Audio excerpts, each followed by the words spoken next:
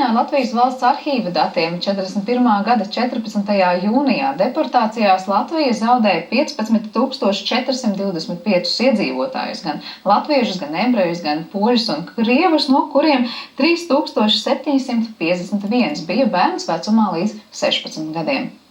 Taču bērni turpināja dzimt arī Sibīrijā, un tieši viņi ir tie, kuri meklē ceļu atpakaļ uz mājām. Mūsu nākamajā stāstā iepazīsimies ar Irīnu, kura katru vasaru no tālās Krasnojarskas dodas uz Latviju.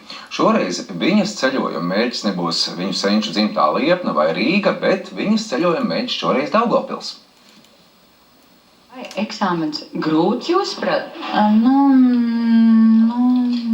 Eksāmens negrūts. Latviešu valoda ļoti grūta.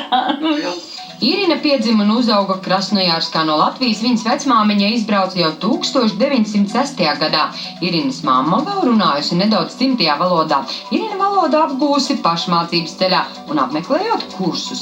Sieviete speciāli no Sibīrijas ieradusies Latvijā, lai nokārtotu valsts valodas eksāmenu un iegūtu pilsonību. Nebija brīvā vietā Rīgā, bija brīvā vieta Daugavpilī.